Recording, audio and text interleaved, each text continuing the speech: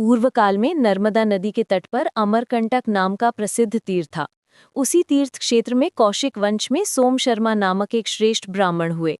वो शीलवान और धर्मपरायण थे, परंतु उन्हें कोई पुत्र नहीं था। इसी कारण वे सदा दुखी व चिंतित रहते थे। उनकी पत्नी सुमना धर्मनिष्ठ और बुद्धिमती थी।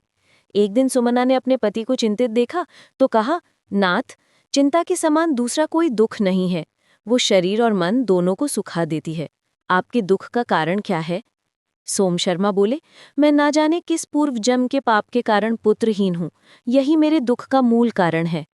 सुमना ने कहा, नाथ, पाप एक वृक्ष के समान है। उसका बीज लोभ है, उसकी जड़ मोह, असत्य उसका तना है, और माया उसकी शाखाएं, दंभ तथा कुटिलता उसके पत्ती हैं, कुबुद्धि उसका फूल है, एवं अनृत उसकी दुर्गंध। छल, पाखंड, चोरी, ईर्ष्या, क्रूरता और पापाचार में लिप्त प्राणी उस वृक्ष के पक्षी हैं जो उसकी शाखाओं पर बसे रहते हैं। अज्ञान उसका फल है तथा अधर्म उसका रस। दुर्भाव रूपी जल से वो बढ़ता है और अश्रद्धा उसके फूलने फलने की ऋतु है। जो मनुष्य उस वृक्ष की छाया में संतुष्ट होकर उसके फलों को खाता रहता है, वो चाहे जितना सुखी दिखे पर पतन की ओर ही जाता है। इसलिए पुरुष को न केवल चिंता बल्कि लोभ का भी त्याग कर देना चाहिए। स्त्री, पुत्र और धन की चिंता कभी नहीं करनी चाहिए। हमने पूर्व जन्म में ना किसी का ऋण लिया है, ना किसी की धरोहर छीनी है और ना ही किसी से वैर किया है। इसलिए आप व्यर्थ की चिंता छोड़ दीजिए। सोम शर्मा बोले, कल्याणी, तुम्हारा वचन सत्य है, फिर भी सच जानने वाले साधु पुरुष वंश की इच्छा रखते हैं।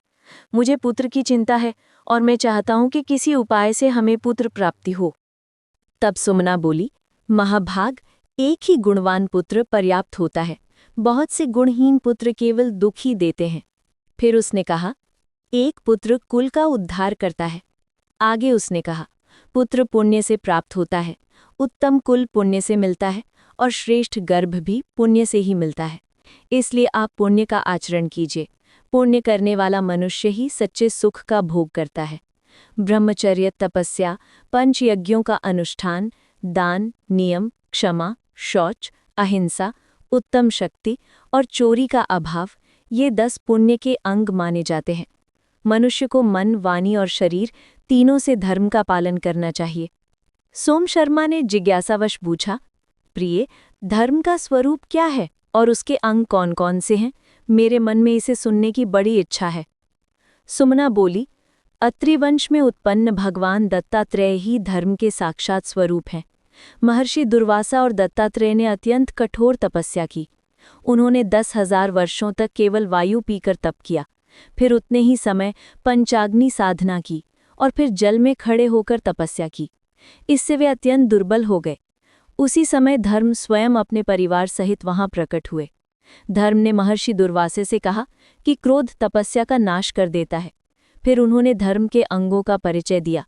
ब्रह्मचर्य, सत्य, तप, दम, नियम, शौच, क्षमा, शांति, प्रज्ञा, अहिंसा, श्रद्धा, मेधा और दया, ये सभी दिव्य रूप धारण कर वहां उपस्थित थे। अंत में धर्म ने कहा, मैं स्वयं मूर्तिमान धर्म हूं। परंतु दुर्वासा ने कहा कि उन्हें अभी तक धर्म की पूर्ण कृपा नहीं मिली। इस कारण उन्हें क्रोध आ गया। क्रोध में उन्होंने धर्म को 3 शाप दिए: राजा के रूप में जन्म लेने का शाप, दासी पुत्र बनने का शाप और चांडाल योनि में जन्म लेने का शाप। धर्मदेव ने ये तीनों शाप सहर्ष स्वीकार कर लिए। वह राजा युधिष्ठिर के रूप में जन्मे, दासी पुत्र होकर विदुर कहलाए और राजा हरिश्चंद्र के समय चांडाल बने। इस प्रकार धर्म ने अपने शापों का भोग किया। यह कथा सुनकर सोम शर्मा का मन शांत हो गया।